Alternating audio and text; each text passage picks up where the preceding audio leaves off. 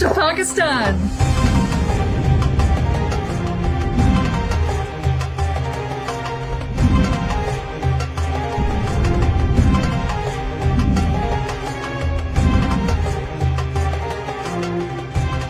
I am an adventure traveler. I live and work in Pakistan. I consider Pakistan my second home.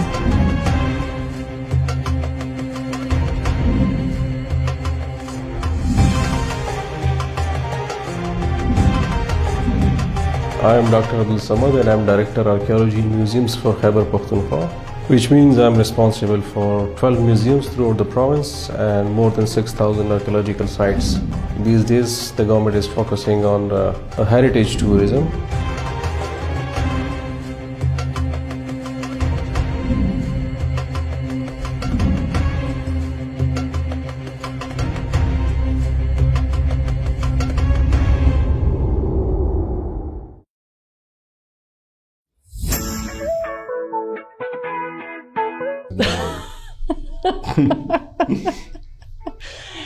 Actually, God, this is the single most question I get asked all the time.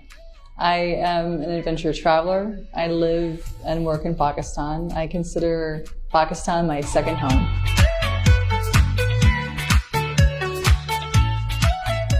I think Pakistan is one of the most interesting countries that I've ever been to in the entire world. Globally, there has been historically a largely negative perception of this country. And I say that, look, Pakistan can be frustrating, that there is no doubt. It can even at times be frightening. But for me, it is always fascinating. And I think for Westerners, we tend to want to put labels on things, and we tend to want things to be very black and white. And Pakistan is very much like a cognitive obstacle course. And if one just takes the time and sort of goes with the flow and relaxes a little bit, Dorisi, just a little bit, I think that that's a great adaptive coping mechanism for living and traveling Pakistan.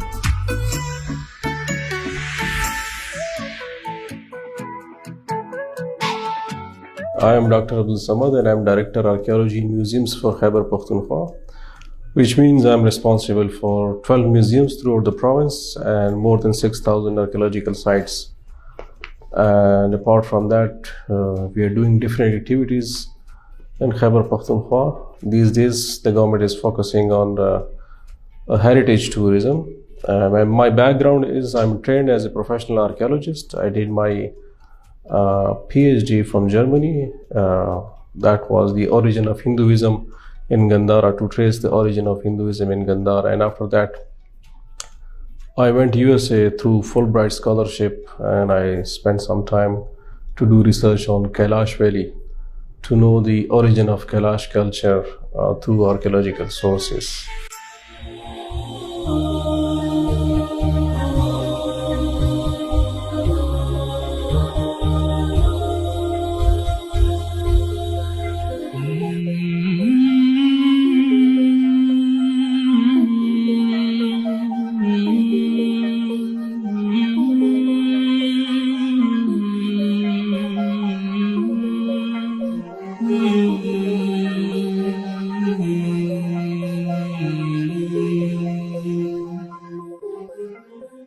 Cynthia, welcome to Peshawar Museum.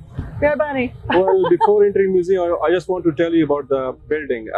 The building itself is a monument. It's a mixture of Victorian and Indian style of architecture. And before being a museum in 1906, you know what was it? I have no idea. It was a dance club, basically. So it was a dance club, it was a ballroom, and on my right side there is a governor house, and this museum was connected through overbridge. So it was used during the evening time for social activities for dance purposes. Acha. Yeah. So this was a dance hall. Yeah. Very cool. Yes. Zabras. Chale? Chili. Let's go. Let's go.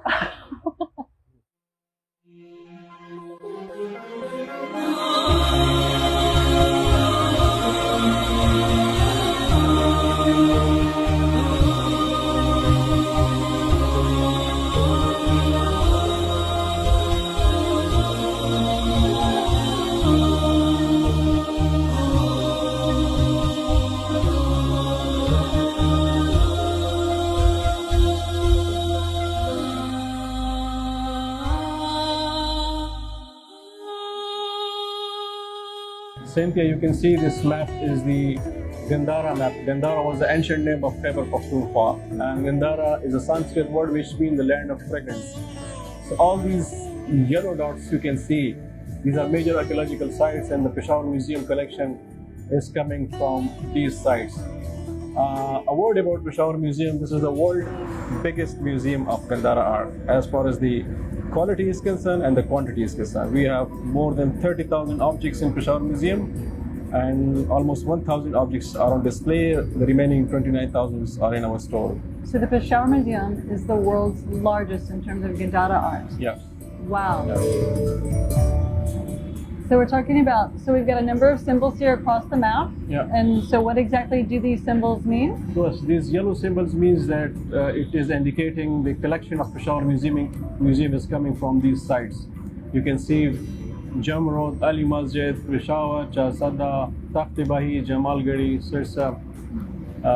I mean, it's the larger Gandhara region is shown in this map, including the part of Afghanistan, Jalalabad, Bamiyan, and also part of Punjab, Islamabad, Rawalpindi, and Texla region. So And where are we now, currently? we are exactly here now. Okay. This is Peshawar. All Yes, right. Yes.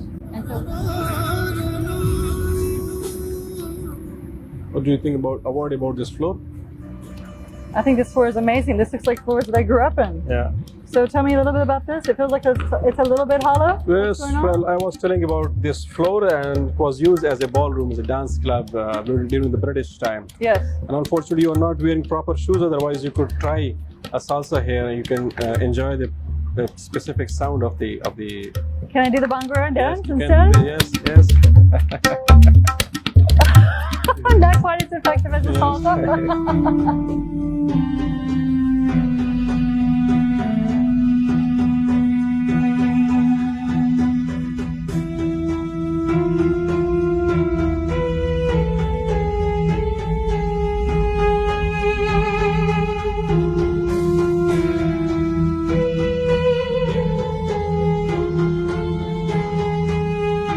This one is the biggest one. Few months back, it went to Switzerland to Zurich Museum on a loan for a Buddhist exhibition. It was Really? there for 3 months, It's huge. and almost 40,000 people they have visited this object, and it was a main central hallmark of that exhibition. So it was appreciated by almost 40,000 people. I can't imagine. How does one transport such a thing? I mean, look. It was a huge how- technical job, and it was like How much work is involved? 1,500 kilogram. May I touch it? Yes, Is it, you can. and it's made of what type of stone? It is a shit stone. Like Wow. This thing is huge. And how many kilograms does it weigh? 1,500 kilogram. Oh. Yeah.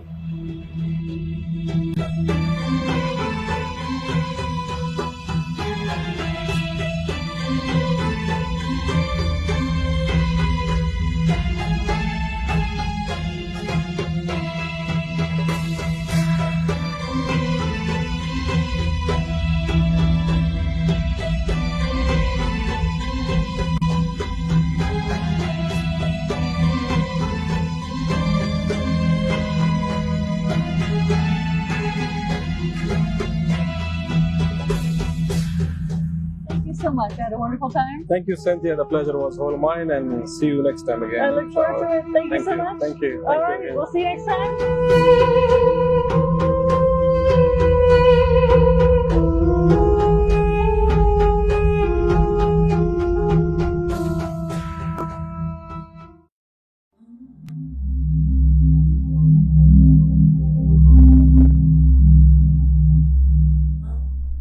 I've been traveling this country for over 10 years.